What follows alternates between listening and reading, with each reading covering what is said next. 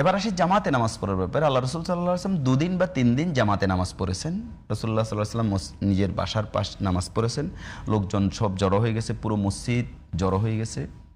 এবং তৃতীয় বা চতুর্থ দিনে এত লোক এসেছে যে মসজিদ আর ধরছে না, মানে জায়গা হচ্ছে না, কিন্তু রাসূলুল্লাহ সাল্লাল্লাহু আলাইহি ওয়াসাল্লাম বের হন নাই। আল্লাহ রসুল সাল্লাল্লাহু আলাইহি ওয়াসাল্লামকে পরে রাসূলুল্লাহ সাল্লাল্লাহু আলাইহি ওয়াসাল্লাম ফজরের পরে সাহাবীদেরকে বলেন যে তোমরা যে আসছো এরকম সমাগম হয়েছে আমি জানছি, তবে আমি বের হই নাই। আকশা আনতুফরাদা আলাইকুম, আমি ভয় পেয়েছি, ভয় পাই যে আমার নিয়মিত আমলের মধ্য দিয়ে এটা তোমাদের উপর ফরজ হয়ে যাবে, তখন তোমরা এটা আদায় করতে পারবে না। তাহলে রাসূলুল্লাহ সাল্লাল্লাহু আলাইহি ওয়াসাল্লাম জামাতে পড়েছেন, কিন্তু ফরজ হয়ে যাওয়ার আশঙ্কায় তিনি জামাতে পড়া থেকে নিজেকে বিরত রেখেছেন। তাহলে তারাবির নামাজ একা একা পড়াও কি সুন্নাহ, জামাতে পড়াও সুন্নাহ, 2 রাকাত করে পড়াও সুন্নাহ, তারপরে 4 রাকাত করে পড়াও সুন্নাহ।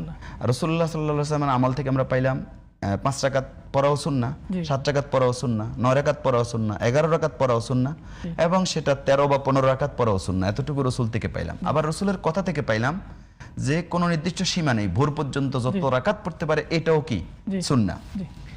তবে সাহাবায়ে কেরামের আমলে এসে